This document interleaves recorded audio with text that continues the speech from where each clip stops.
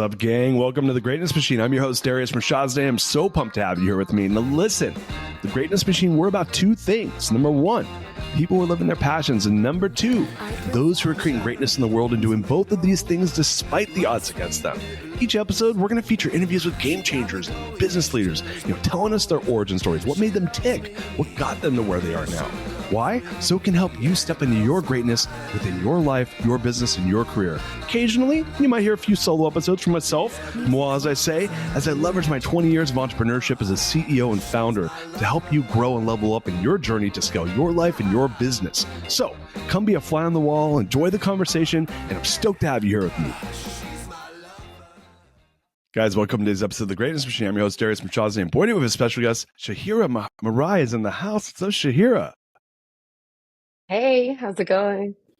Good. I stumbled. I was like, there was a lot of like huzz and ruzz, and here we are. Rashad. I got like my last name is Rashad, so I'm always like, all right, I got to get people's names right. But Shahira is easy. The Shahira Marei, saying it quickly, I got stuck on that. Anyway, how are you doing today? I'm great. How are you? I'm doing good. I went to a comedy show last night in LA. Have you heard of the Groundlings? Do you know what that is? No. Well, so it's like this improv troupe that's really famous. Like Will Ferrell was in it, and Phil Hartman, all these famous people from Saturday Night Live were in it. And so my wife's brother's like good friend from college was in it. So we went to go see him. So I was in LA last night in Hollywood till about 10 o'clock, and then came home late. So I'm a little slow this morning. All good. But I'm ready to go. Well, hey, listen, let's get started here. So first of all, so pumped to have you on the show. I'll just kind of give the audience a little bit of background about how we came to know one another. So I met Shahira. Actually, so funny enough, I was introduced to Shahira probably 5 months ago, from a mutual friend of ours, Christina Harbridge. And you don't know this, so I'm going to tell you something you don't know right now. So she's like, you got to interview Shahira. And I was like, and I respect Christina a lot. She's a friend. She's a former guest on the show. But I get a lot of recommendations from people on the show now because the show actually is something. And I'm like, oh yeah, she looks cool. Like, we'll talk about your business, Dirty Cookie, in a second. And I'm like, but right now I'm starting a new company. I'm like, all right, I'll figure this out later. So I totally just like ignore. I thanked her, but I didn't do anything with it. And then we met at GOT this year, which the audience knows I talk about all the time. And I was like, oh my God, like first of all, your story is kind of crazy. And I was like, oh, and you're obviously an incredible person. I was like, oh man, yeah, we got to have you on the show. So Amazing. I didn't bite the first ask, but and that happens all the time. I'll meet people and they're like, oh, you got to have this person on the show. And I'm like, yeah, sure. Okay. I mean, I'm telling you, I probably get 10. You'll appreciate this. I get at least 10 requests a day to be on the show. At least. Amazing. So I ignore a lot of them because I'm like, dude, no.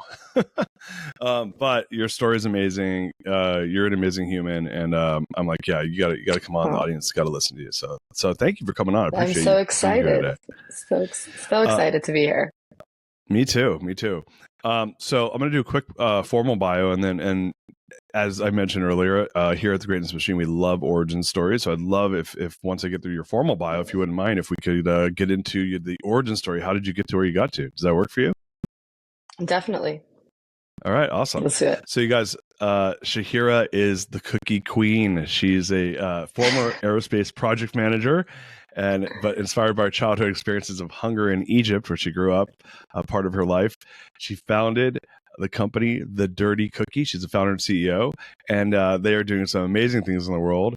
And her purpose is to create jobs and meaningful change in the world, and to do it with her company and beyond. So, really wanted to just kind of dig in. Like, I'm assuming, I mean, maybe cookies are something that younger folks, like kids, might be interested in. But were you? How did you get to where you got into the cookie business? Was it something where you're like, man, I always wanted to do cookies since I was a kid, or was it something that kind of evolved over time? Would love kind of your background and how you got into that.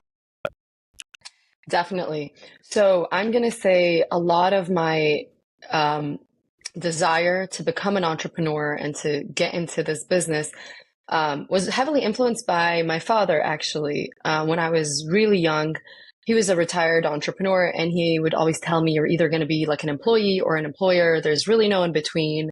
And I grew up in Orange County, California, most of my life. But at the age of 14, when I ended up moving to Egypt for 2 years in high school. And it was the first time to see like homelessness and poverty. In OC, we were living in a bubble, literally. Like I had no idea poverty even existed at that age. So I went not into just culture shock when I moved to Egypt, but it took a toll on me.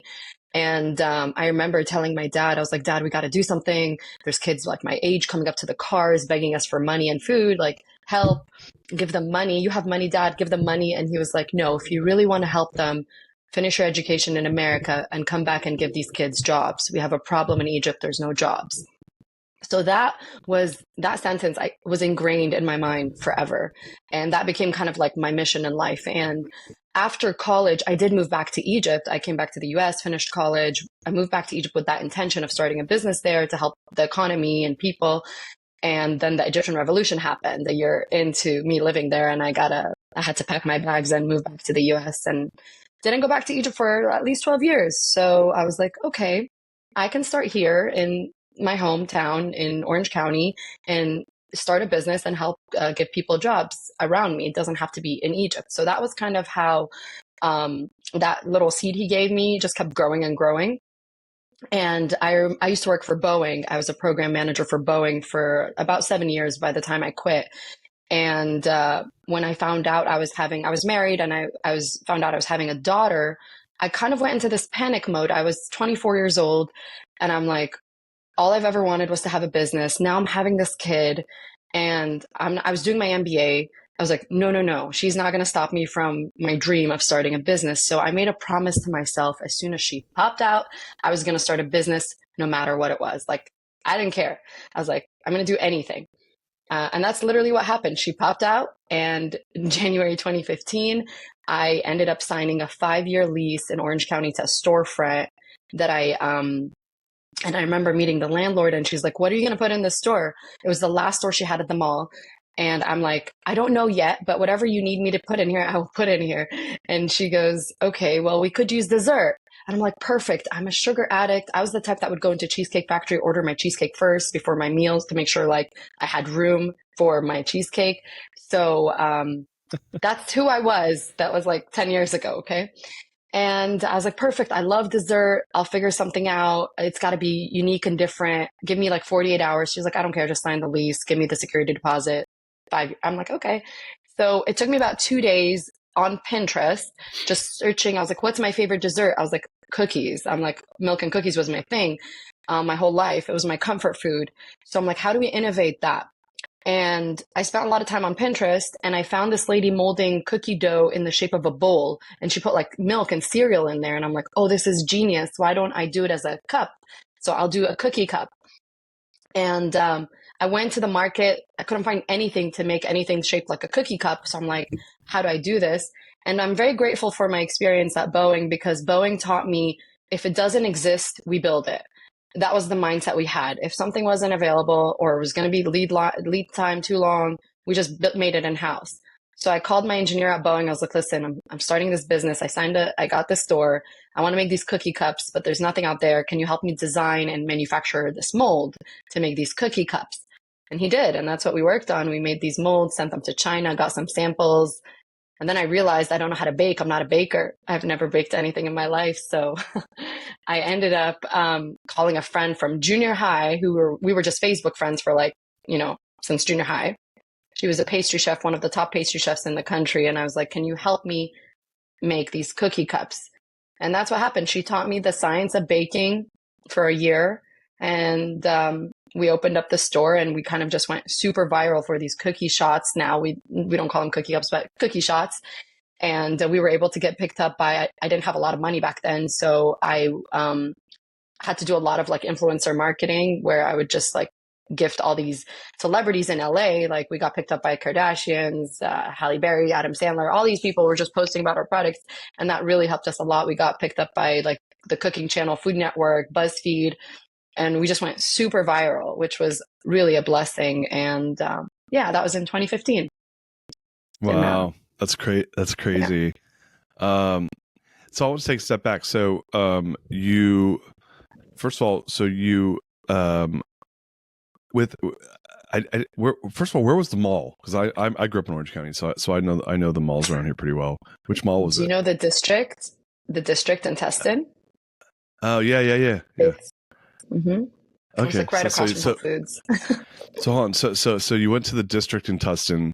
Hmm. That's near the marketplace? Is that correct? Like right around there? Correct. Exactly. Yeah. Okay, got it. Yeah. All right, it's off the 5 freeway for people that don't know what I'm talking about. So Hmm. you go there.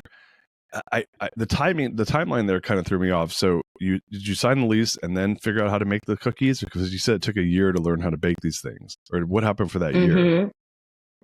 So basically, my friend Elizabeth was making the cookies for me, and I was sitting there like making them with her. And then I ended up bringing like my mom and my sisters and my brother to help us all make it from her house. And we were just delivering to the store because the store was tiny, so we couldn't actually bake in the store.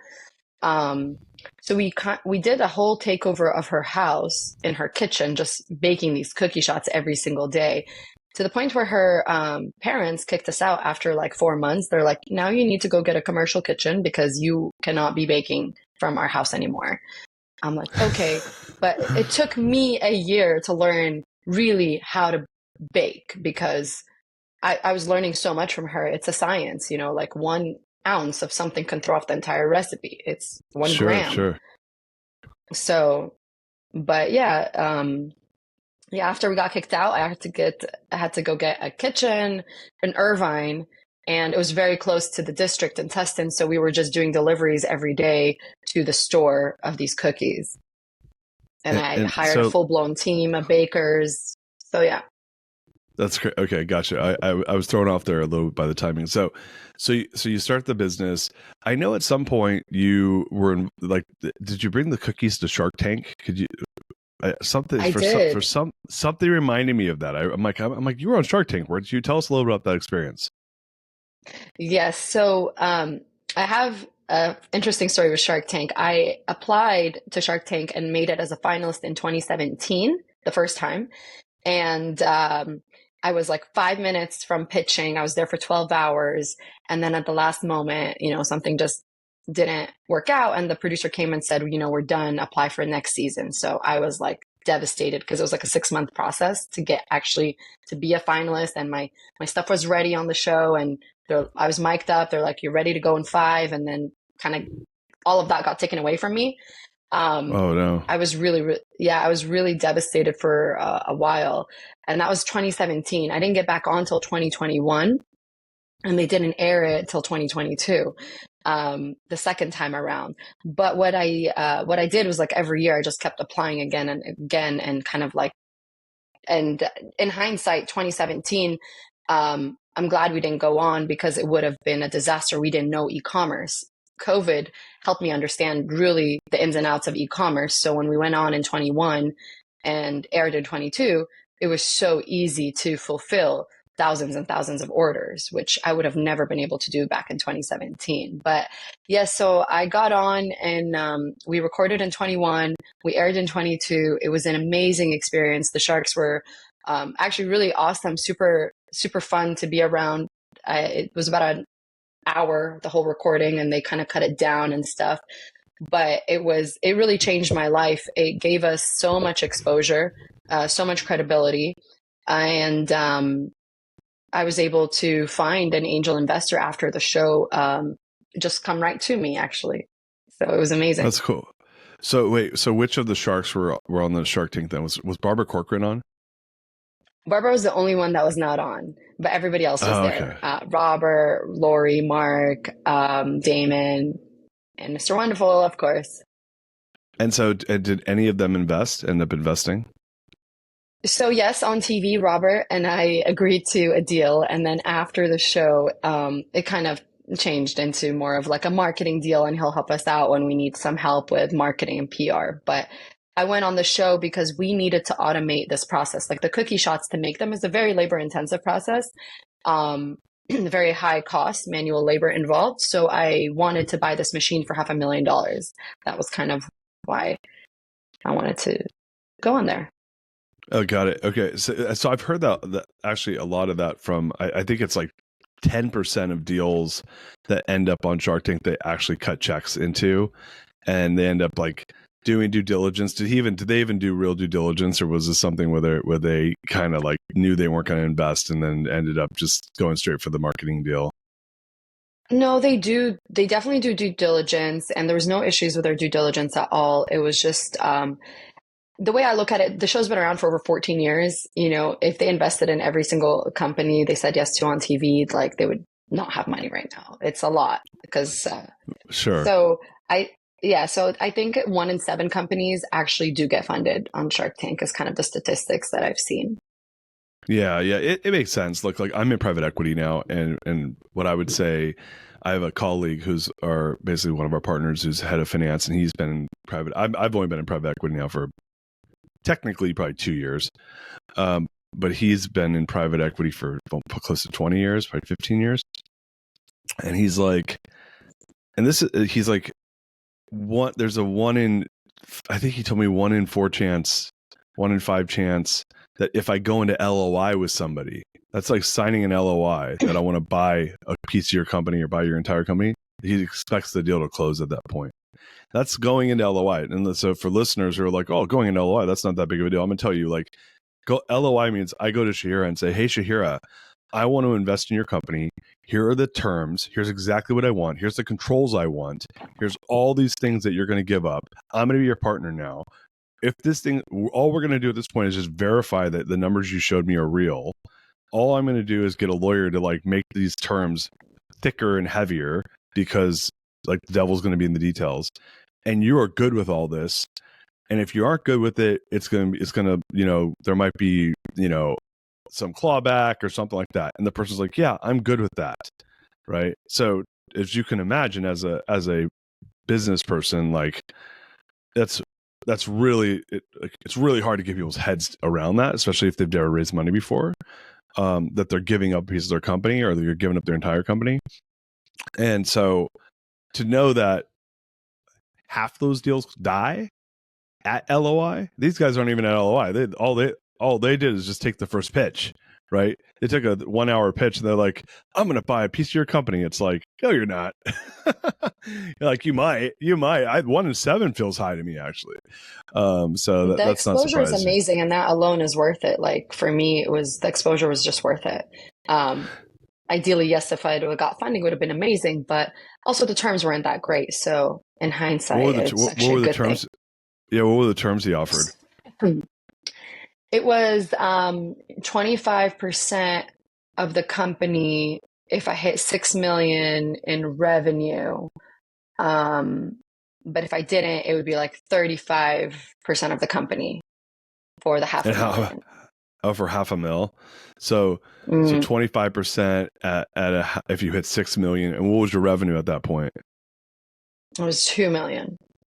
Oh yeah, so if you 300% your revenue, which makes sense because he's like, hey, if you 300% your revenue, then I'll give you $500K. I mean that effectively says the company's worth $24 million. So that's, you know, it's kind of understandable. So yeah. he was saying, hey, yeah, because I would say that I could see that. And there's a lot of things we're not even talking about, like what's the EBITDA, what's the run rate revenue, all these things that like we look at in private equity world.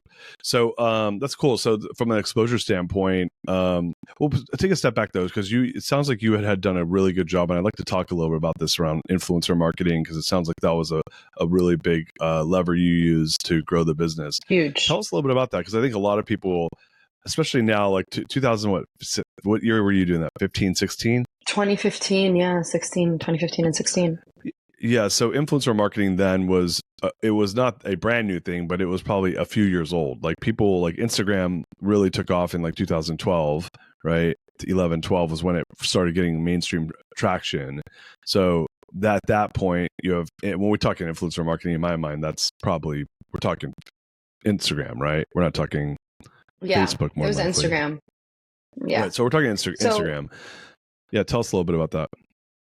Yeah. So when I started the company, obviously I had like a business plan that I wrote, but what I learned from my MBA program, and I was like, oh, we're going to hit profitability in 6 months or break even. Yeah, of Although course. obviously that didn't work out.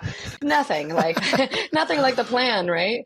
Yeah, My who knew? molds came back from China and I had to recoat them, cost me 200 grand that I didn't have. So I ran out of money really quickly before like even starting the business. And I'm like, okay, this is how do I get people to know about my brand in this really hidden mall location, right? So I became an amazing stalker. I know it sounds really weird, but I would sit on Instagram for about 8 to 10 hours a day. And I would just sit there messaging every celebrity in Los Angeles and Orange County that I could get my hands on. And I would just tell them about the cookie shots. And I would say, I'd love to gift you a box. And it wasn't like, and then I realized really quickly the celebrities were ignoring me. And then I was like, okay, well, I'm going to go to their friends. So I went to their, like, who are they following? And I would go to every single one of their friends that I saw that they were very close to or in their inner circle. And then I would start messaging them and giving them the product. Somehow I ended up with the Kardashians because I did that with their closest friends. And that's kind of how we took off. We ended up catering Courtney, Kim's birthday actually 2 years ago. Same style. I've been doing it for years. Like I would just go find people who are in the inner circle, reach out to them, they get the product in front of them for me, and it works. So it's definitely gotten a lot harder over the last couple of years, but that was my strategy back then. I was like, get to their friends, they will get it in front of them, and Interesting. yeah, Did it did worked you like actually? magic. Yeah, it sounds like it. Well, I think also like again, like kind of the timing, like back in 2015 or earlier in the Instagram, like you could actually DM people and it didn't filter them out, right? So it started Correct. filtering much more 4 or 5 years ago. So you could probably get in front of someone then. So when you hit up their friends, tell us a little bit about that. Were you like, hey, I see you're friends with Kim. I want to give you this free product, but you No, got to like tell her it's good if you like it. no, never ever say that. Just say, hey, I've been, following you on Instagram. I think what you're doing is really cool. I would love to send you our cookie shots. They're super fun. You can enjoy it with your friends. Would love a shout out if you really like it. And that's what would happen. So they're like, yeah, we'd love to give you a shout out. Send us the product. It was so easy back then. It was, and by the way, till today, like when I actually have time to do it, I don't do it like I used to. But when I do have time, I do get great responses because I think that's the blessing of having such a unique product. If it was something like normal, like people like whatever, like, but it was so unique back then too. They're like, wait, we've never seen anything like this. Yeah, I'd love to be one of the first people to show my audience that I have this cool product. So our cookie shots were able to go viral very, very quickly because you can put milk, coffee, Bailey's, ice cream in them. It doesn't have to be just like milk. You can get pretty creative. That's So so funny. So yeah, let's talk about the product a little bit because I think you're making a good point that yeah, if my product is like a pair of like slippers, they're like, yeah, who cares, right? Versus exactly. something that's like first of all, a cookie shot is unique. It's like, what is that? That's like my first question. And then secondly, it's like it has a connotation towards partying because it's a shot, right? So if you're Correct. someone that's if you're like a Kardashian who well, they like spend half their lives all they do is party, you know, they might be offended by that statement, but that's at least what it looks like from the outside looking in. And I see a lot. I have a lot of friends who are like connected into like a lot of famous folks. It's like, dude, they get invited to a lot of fun stuff, right? So they spend their life hmm doing a lot of socializing, and so your product already has a connection in that way, and maybe other products would have other connection to other influences in other ways. But was it that you knew that, oh, this is fun, it's social, it's unique, so I think I can get a lot of press? So to your point, that would be a hook. But what is a hmm cookie shot? Like, to explain to our audience, what does that even mean? Because is it like a shot, like a shot glass? Like what are we talking about Exactly. here? So I take cookie dough, like a chocolate chip cookie dough, and I mold it onto those molds that I created. And so basically, it turns it into a shot glass, like envision it's an edible cookie shot glass. And then I seal it with chocolate from inside. So what the chocolate does when the chocolate hardens, because it's like melted chocolate, and then when the chocolate hardens, it provides like this coating, the sealant. When it's sealed, nothing can leak through the dough. So the chocolate acts like the barrier between the liquid, because you can do like hot liquid, you can do cold liquid. So nothing actually leaks through the cookie. So then you can take a sip and bite, sip and bite. So envision like an ice cream cone, but it's a cookie shot glass. Okay. And then you just kind of work your way down. Yeah. So is So it instead like of dipping your cookies in milk, you're drinking your milk out of your cookie. I just reversed that concept. Yeah. Basically. No, I love that. And is your daughter, is she a big fan of the product? I mean, she's a kid, so. Oh gosh, that's all she knows. She's 5 months older than my business, literally 5 months older than my business. It's the only thing she knows. And I'll never forget this one day. I was driving from the kitchen. She was maybe 2 years old. And my daughter always like whines in the car, or she's always talking. And all of a sudden I hear silence. So I got a little worried. So I look behind me and I'm like, I find her. I used to carry trays of frozen cookie shots from the kitchen to the store. She put her hand through the saran wrap out of one of the trays, got the cookie shot frozen, and was just nibbling on it the whole way to the store. And I'm like, that's why you're so quiet. This is her life. Like, this is her life. This is all she knows and understands. And it's great. She used to help me in the kitchen, like during COVID when she didn't have school. Me and her were in the kitchen. She was putting stickers on every box because we ended up, doing really well during COVID. I launched like this DIY kit with the cookies. So it was me, her, and my business partner just, working. And she was working every single day during COVID with me. So she knows nothing but dirty cookies. I love that. So let's talk about the name a little bit. Dirty Cookie. Where'd that come from? Oh, I mean, it's a little bit of a risque exciting story for it. Yeah, it sounds risque. It's like the word dirty. I mean, I don't know. It's like either bad or good. I'd love. Yeah, where'd you come up with that? I was very scared. I was very scared to actually go with this name, but I wanted something fun and people could never forget. Right? I wanted something sassy and fun. There, Eggslut in LA. Yeah. Do you know the store Eggslut? So I was really inspired by that name. I was like, I want a name just like that where you could never forget. And my sister and I were just sitting coming up with names. We had terrible names. And then one day she was like, hey, you know how you and I always drink dirty chai lattes? Because we always put like a shot of espresso into our chai latte. So it becomes a dirty chai latte. And she goes, that's what we're doing here. We're putting a shot of milk in a cookie. So why don't we just call it Dirty Cookie? And you want something fun and sassy. And I'm like, oh, that's actually a really good idea. But I was so worried about how people would judge us and look at us. It took me like a couple weeks to kind of get comfortable with the idea. I was like, you know what? Screw it. We're doing it. And that's even cool. when we went with the name, I was so uncomfortable in the beginning. I remember just when I'd call to get set up with like Cisco and they're like, what's your company name? I'll be like, Dirty Cookie. And they're like, excuse me? What is it? I'm like, Dirty Cookie. I was so nervous about it, saying it out loud, but now I love it. It's my biggest asset. I think it's actually one of the main reasons why Shark Tank actually wanted me on the show, was because they knew that name would get attention. People never forget the name. So I love our name. That's awesome. So I know the business has had a lot of iterations and changes, and it sounds like you've been in business now for what? Like your daughter's 12, so 12 years, is that correct? She's 10.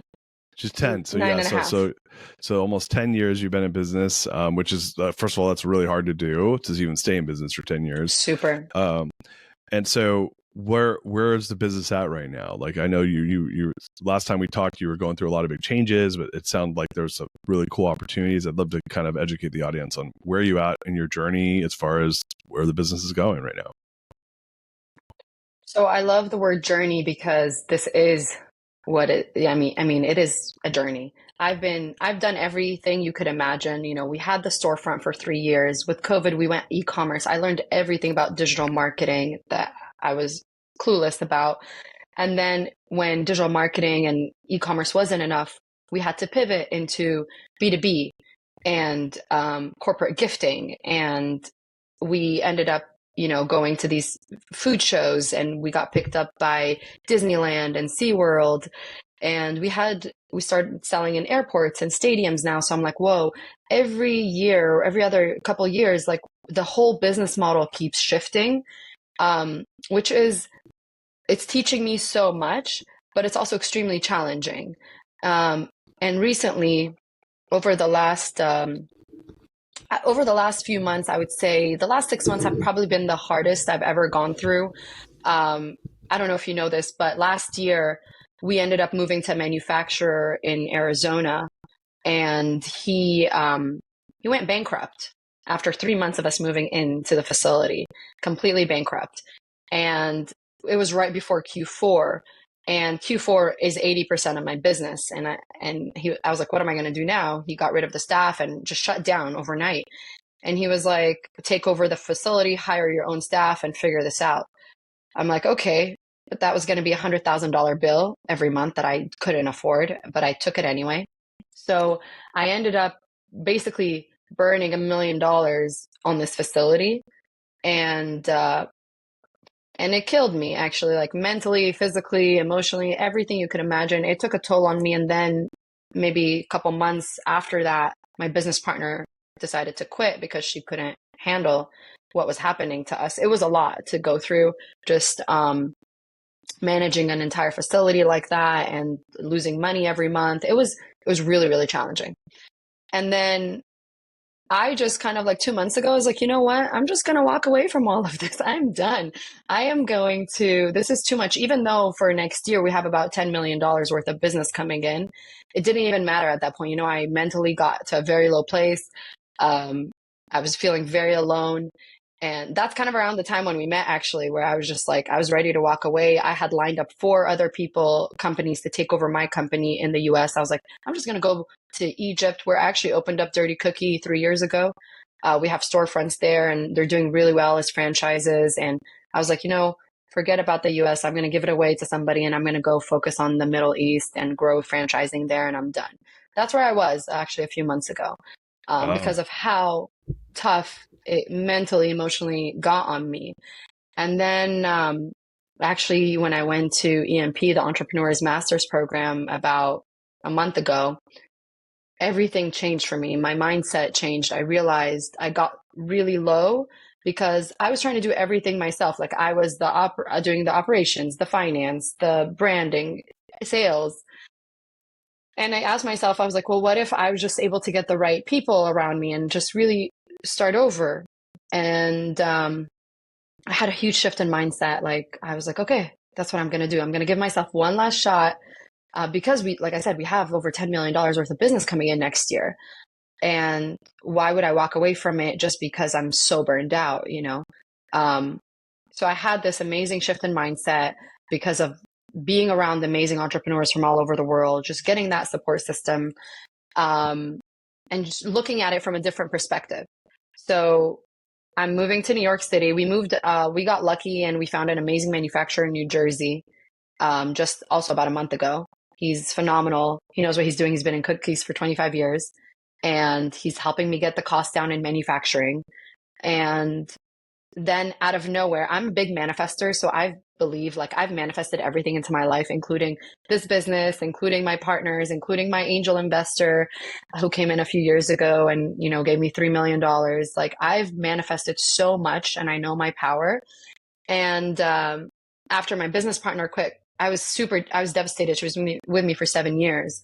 And I manifested a friend I haven't talked to in over like a year, who had just sold his company of 12 years, also in F&B, and was looking for something new to do, who's excellent in finance and operations. And he's been working with me for a month. His name is Dave, and it's been life-changing just to have someone that is really good at the stuff that I'm terrible at. So I started feeling there's light at the end of the tunnel now if I bring on the right people. So I'm on a mission right now to kind of just figure out what are the empty seats in the company, and really bring them on board. Yeah, that's So huge. And that's no, it's an it's important been a part of. journey. Yeah, well, look, you can't do it all by yourself. I mean, you can, you just can't scale it. That's the reality. Like, because there's only so many hours in the day, and the reality. I mean, I always tell people, look, as an entrepreneur, like your job is to replace yourself.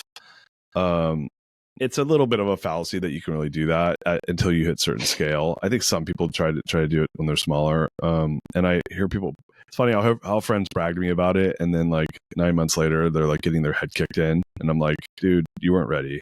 No. Like you weren't Yeah. ready. It's this thing that people. It's like a badge of honor to do it, and I'm like, yeah, but you got to like be thoughtful about it because there's. Have you heard of the term severity risk? Mm-mm. You know, yeah. So the severity risk is, if I get it wrong, how bad will it be for me? Right. So I'll use the Okay. example of so I'm going to use the example of the guy saying, well, you could take over my manufacturing facility and it's $100K a month. And you're like, the severity risk is, well, if I get this wrong, I'm going to burn $1 million. And then what's going to actually happen to me mentally? What's going to happen to my business partner? What's going to happen to the business? And so you look at it and you go, hey, there's an opportunity here. But if I get it right, what's the upside? If I get it wrong, what's the severity risk? What actually happens if this doesn't work out? And I think that a lot of times as entrepreneurs, there's an over optimism, which is why we do this, right? Like if I told you 10 Yeah, years for ago, I'm sure. like, if I showed up in your, like, if I was like your magic, like fairy godfather, and I'm like, hey, what's up? I heard you have an idea called Dirty Cookie. I'm like, I'm going to show you a video of the next 10 years of your life. You know, you Would have know, never done it. no, No. nobody. By the way, almost nobody. Like, there are some people that I call them lotto ticket businesses, where you like started, like the guys that started Instagram sold it for $1 billion like 2 years later. Right? Not, I think it was in less than Yeah, a year that's they sold it amazing. for a billion. Yeah. Hey, guess what? They probably would do that 100 times over. But like for one of those, there's like a million that are the opposite, which are like there's a million dirty cookies for one Instagram. Which, and so you're not alone. That's what your description is normal. That's like yeah, sounds about right. Like high highs, low lows. You get your head beat in. You learn a lot. You want to quit. You don't. Like you got to really create a lot. There's a lot of resilience, but a lot of it's like what I've learned. And I've built some pretty big businesses at this point in my life, and taken some pretty big risks and had some good outcomes. And I've had some really devastating bad low lows. Is assessing severity risk is, I think, a really important part of getting good at being an entrepreneur, because you're like, should I do that? Because when you first do it, you're young. If you're young, a lot of entrepreneurs are young, because when they started their businesses, like you were what, in your 20s when you did it? Yeah, I was 25. Yeah, 25. I was 25 when I started my first company. You're no offense. You and I were fucking idiots when we were 25. And any 100%. 100%. yeah, and guess what? We thought we were smart. It's I look back at it and I'm like, holy shit, what was I thinking? How did I not yeah. know this? Have you heard of there's a Yeah. thing called Dunning-Kruger effect? Do you know what that is? No. Okay, I'm gonna tell you what Dunning-Kruger is. Dunn and Kruger. I'm gonna type it up. So the Dunning-Kruger. Everyone should, in the audience, let's put this in the show notes, guys. The the Dunning-Kruger effect is a cognitive bias in which people with limited competence in a particular domain overestimate their abilities. And Yeah, so, yeah, for yeah, sure. it is a real thing. It's called the overconfidence effect, which is the less you know, the more overconfident you are in your abilities to accomplish something. 100%. And so Yeah, the less knowledge, more confidence. And this is just exactly. a common thing, because you don't know what you don't know, which is one of the reasons why we start businesses. And then as we so there's this thing that's like, I'm so great, is at this like the high of like not knowing anything, to like once you're like in the middle of learning, you're like, I don't know anything. and then Yep. and then it's like, and then you slowly get back to, I'm great, but I understand my limitations. And so you're Yes. there. That's where you just got to. You I just am got to there like, right now. yeah, I know my limitations. I know this is like, I love people. I love marketing, branding. I love PR. I'm so good at that stuff. I haven't done it in years because I've been doing things I don't want to do and I hate doing, like operations and finance, and it's really hurt the company. So just right now need to find the right partners, people to onboard and rebuild, because next year is going to be freaking amazing. So yeah. I'm going to tell yeah. you something. By the way, when you get to, I'm pretty good, but I know my limitations, that's called being an expert. So Amazing. that Okay. That feels good. yeah. Thank you. Yeah, because what it means is that you've learned that you don't know what you don't know. And that's half the battle, is actually figuring out that part that you're like, oh shoot, like I actually have to get really good at figuring out what I don't know, and then partnering with people or hiring people or hiring contractors to go fill those gaps and that right there is the difference between like having a job that you call a business versus building a real business. So I would tell you, congratulations, you just hit the part, you just become an expert because you're pretty good, but you know what you don't know. So that's awesome. That's like, you should be proud of that. I want to take a step back though, because you were talking about this thing, manifestation, right? Which maybe some of the audience is like, oh yeah, whatever, like manifestation, like what does that even mean? So when you like here's my thoughts around manifestation. And you're talking to someone like, last year I manifested raising $250 million, right? So from nothing in an industry that I have zero experience in. So and that was, and I said that, I'm like, oh, I totally manifested that. Like I went out there and what I did is I kind of did what I was talking about before. I knew what I didn't know, and I went out and I found people that knew way better than I did, and somehow convinced them that they should come and be my partner, and should work with me. But that was because I'm an expert at knowing what I don't know. So yeah, I'd love for you to kind of tell us, when you say manifestation, what do you mean by that, and how do you make it happen? How does this? Is this a gift? Is this magic? Are you like a wizard? No, I'm not a wizard, but I stumbled across the idea of manifestation in 2006 when I was in college with the book The Secret. And I was very skeptical. I was like, okay, let me try it out. And I did. I remember my first experience was I tried to manifest a purse that I really wanted. I was I don't know, 18, 19 years old. And I was very focused. I did exactly what The Secret said. I would visualize the purse. I would just think and feel me wearing the purse for a while. And I would just like get so excited about it in the house. I pretend it was there.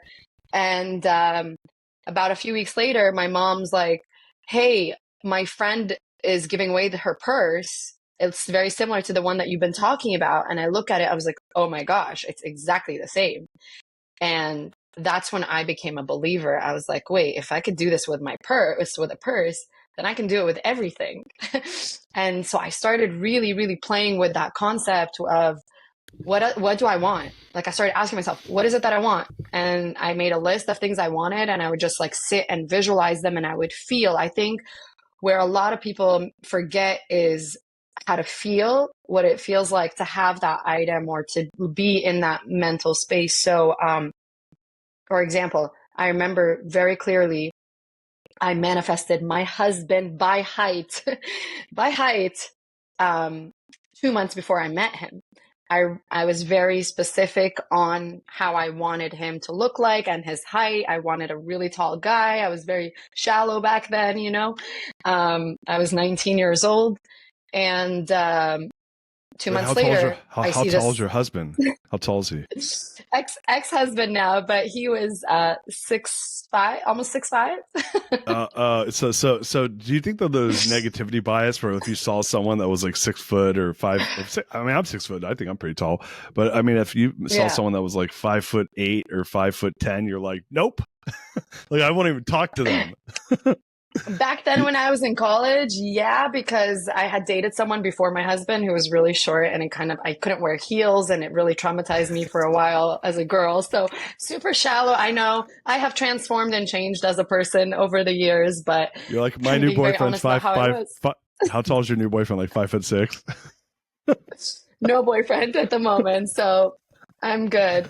But like I said, I started playing with this idea. I was like, okay, if this is what I want, let's be very specific and visualize it. And literally 2 months later, he shows up right in front of my car, walking towards my car, this 6'5" guy. And I'm like, oh, wow. And then I gave him a ride, and we ended up getting married a year later. Yeah.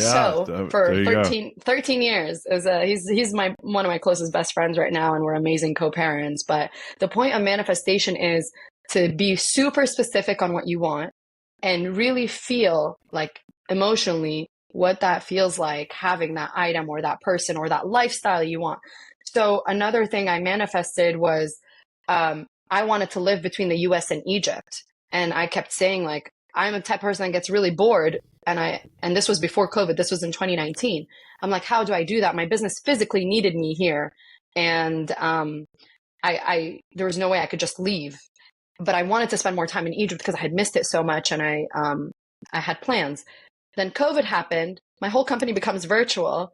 By the end of 2020, I was back in Egypt working remote, running the whole company from Egypt while growing. Now we have 5 locations in Egypt, the company there, and I was able to do that. And I was traveling every 2-3 months between the US and Egypt. I'm like, wow. I'm a believer about like every word that comes out of your mouth, you are creating something. So I'm very cautious with the words that I use. Like your words really do create your reality. So, and I wasn't like this. I used to be a very like pessimistic complainer. And again, it was that whole mindset shift of like, what if this stuff really does work? I'm going to be a lot more cautious with the way I speak. And then I started seeing everything I was saying was just manifesting, was just happening. And that's why I realized, like, prior to learning this concept, my life was miserable. I was so miserable because all I would do was complain. Every word that would come out of my mouth was negative. Like, people hated being around me. And then like, I have been where it was so bad and ugly and I was negative to being like so happy and full of light and energy and love and abundance. I live in that space now. And it's all like a shift in mindset and believing that your words really do create your life and your thoughts. So in the Yeah. last 6 years, I've invested so much in both of those, my thoughts and my words. And I'm very cautious. You'll never hear me say something like negative or put you down, like words that don't exist in my dictionary are like try, hope, impossible. You'll never hear me say those. They don't exist. Yeah. I love that. So yeah. That's well, it's huge though. And what most people, I actually, and we connected over Dr. Joe Dispenza's work. I know that you're a big fan of his work, and Huge fan. yeah, his book I'm Breaking going next Habit. month again. Oh, nice. For the third time. Yeah. I should probably go. I have a lot of friends that go to that stuff. I've read his book, Breaking Habit Being Yourself, which is a great book, specifically on this subject, because you start to realize you're like, well, your words are just, an outflow of your emotions, right? And your thoughts. And then you send those out in the world and they're going to attract certain people and they're going to attract a certain environment. 100%. They're going to attract a certain reaction from people. And then and then it becomes this interplay, right? And you basically start to like wire reactions in your body through your neural pathways. And then that reinforces those behaviors. And before you know it, you're saying and doing those things all the time. Right. And then it's like, well, yeah, of course it's going to become your reality if what you think all the time is going to become what you are. Right. That like, listen, forget about manifestation. If I think something all the time, probably that's my reality. Right. Some version of that. 100%. Because your thoughts, all we have is our thoughts, really, at the end of the day, from a consciousness perspective.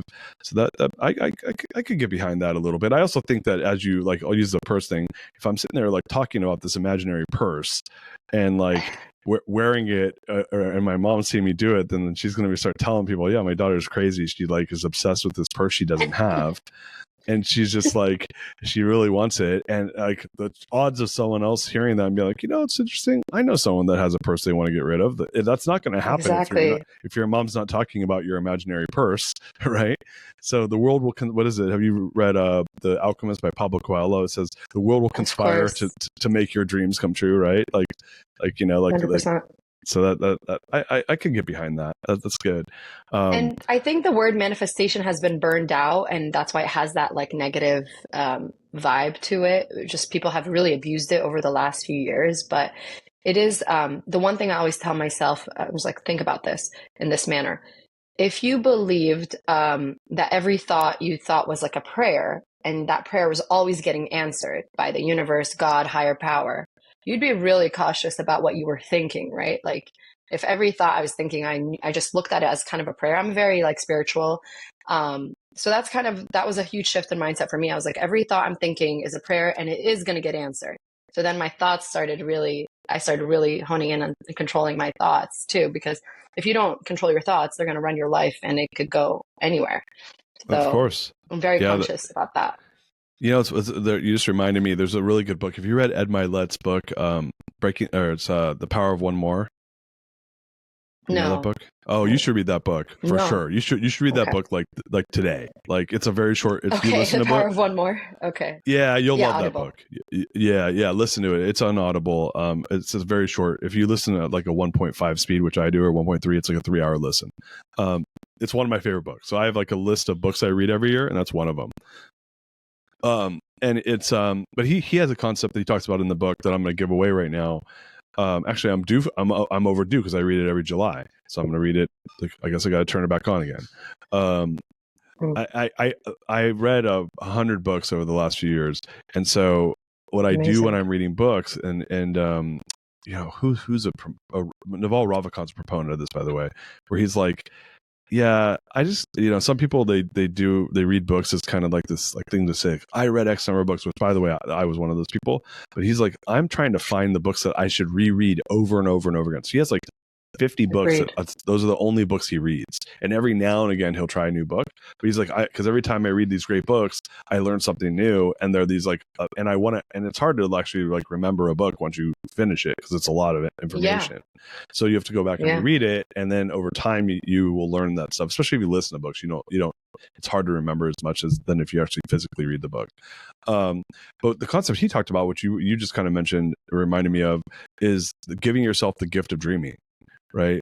So I used to be a Mm, person that was like, oh, I don't want to dream about anything because then I'll be disappointed when it doesn't happen. Right. And so I would like mm. make things goals, but I would never just dream hedonistically where I was like, fuck it, I'm just going to like dream about some cool shit. And like, it's just like a little gift I'm giving myself for the day, where it's like, yep, right now I'm on a private jet flying to so and such place to go to my little hut over the water, and then I'm going to have an amazing meal, and then I'm going to like go, you know, have some awesome sex with my wife and go to bed, you know. like like like no one's doing that dream, you know. Like maybe, well, no, maybe I should be doing that dream, but the point of it is like, are you thinking about that as a gift you're giving yourself? Are you thinking about that as something that I don't deserve it, right? And so that's a concept he talked about a lot, which is like just to like freely give stuff, your gifts to yourself, like in that way. So you kind of reminded me of that, but I recommend you check that book out. I think you'll like it a lot. I know Definitely. we're running short on time here, and I really appreciate this conversation. But I want to get to our greatness question. Before I get to our greatness question, I'd love for you to answer two things. Number one, like what's like I know you're doing stuff with the corporate people. You're doing work globally right now. Like, who's your best client? How can you help people right now with the business? How can people get in touch with you if they want to learn more about Dirty Cookie? Yeah, definitely. Our website, dirtycookie.com, is the easiest way to get in touch. I mean, to get our product and get in touch with me, or my personal Instagram or LinkedIn. But the thing about our product and what I've been really working on recently is like when people buy them, they are sending a gift that that person will always remember you. I think that's what I picked up on recently is that our cookie shots or our name, Dirty Cookie, if you send it to somebody, Darius, yourself, they will always remember you're like ingrained in their lives because they've never gotten like cookie shots before or they've never gotten a product from Dirty Cookie. And that's what I've kind of been embracing about my brand and what we offer to people. You'll always be remembered. So yeah, you can always get us on dirtycookie.com. Okay, awesome. All right. Well, you guys, we're going to put that in the show notes, but go check out dirtycookie.com, and Shahira will hook you up when you guys get there with some awesome gifts for you to buy for your friends, family, coworkers, and colleagues. I'm excited to do it myself because I want to be remembered for the awesome gifts I give. And we had a former guest, John Rulin. I don't know if you know John, but he does giftology, and he's Mm. all about, you know, giving gifts to Oh people yeah. that are memorable, that people will love. So you can add this to your gift list. With that being said, why don't we go to the greatness question? You ready for a little bit of greatness question, Shihira? Yes, let's do it. All right. So, what is the number one barrier to creating greatness that you've overcome in your life, and how have you overcome it? Kind of touched on to this already. It was or it was mindset because and mindset in different areas of my life. I grew up with major scarcity mindset. So I didn't believe there was like enough to go around for everybody. So I would always like be that person that didn't share. And then I had to go from that mindset and break that apart to complete like abundance mindset, which would like now I believe there's plenty for everybody. Like I help my competitors. I've helped like 4 of my direct competitors. And I don't care because I was like, I believe there's plenty to go around and whatever's meant for me will always come back to me. So for me, I've had huge shifts in mindset, and I believe your mindset is your biggest, tool and power to achieve ultimate greatness in this world. So, and like I just shared, I was ready to walk away from my business, and all it took was just a very quick shift in mindset and thought to bring me back 1,000% and moving, back to the US and playing all out, and really being committed again. All it took was just this one thought, one shift in mindset. So I feel, and also like growing up, I didn't share this, but I was I had very low self-esteem. I was not confident. I was a super introvert. And when I asked myself, how did you become, I'm a social butterfly now, complete extrovert. I love people. And my confidence I have amazing confidence in myself. How did that happen? Again, it was all mindset, just really reprogramming the way I think about myself and the way I view myself. And that took a lot of work, and about 6 years worth of work, actually. So I believe that's what you really need to achieve greatness in this world, is just focus on your mindset in every area. Yeah, Does that make sense? I love that. And being someone that's done a lot of the work myself, I can say that it's probably the greatest gift I've given myself. So glad you've done that work. And 100%. Great answer. Well, Shahira, such a pleasure having you on the show today. So much gratitude from us here at the Greatness Machine, and really looking forward to all the greatness you're going to create in the world. Thank you so much for coming on today. Thank you for having me, Darius. I'm so excited. All right, you guys go out there, support Shahira, check out Dirty Cookie. Till next time, peace out. You are listening to The Greatness Machine, and that's a wrap for today. Listen, if you love what you heard, subscribe to the show on whatever podcast platform that you're tuning in on, so that you don't miss any of our future episodes. We have tons of great people coming on, and we're stoked to have you here to enjoy it with us. Leave us a review. Tell us what you love most about this particular episode. We love getting the reviews. We love to see what you guys love most. And if this particular episode, made you think of someone who's leveling up in their business and in their life, print screen, share it with them. Leaders are the best givers. And after all, we're all here to support and grow with each other. And in case you want to see some of the fun behind the scenes shots or some of the things that we're doing, I'm actually writing about this in my weekly newsletter. Go to www.therealdarius.com and subscribe to my newsletter. We're talking about fun things like business and life and mindfulness and cryptocurrencies and gosh, I don't even know, everything and anything, but it's tons of fun stuff I write about. I try to get it out on a weekly basis. You can subscribe at www.therealdarius.com. And with that said, look, thank you guys so much. I appreciate you. I love you. Peace. We're out of here. See you guys on the next one. She's my lover.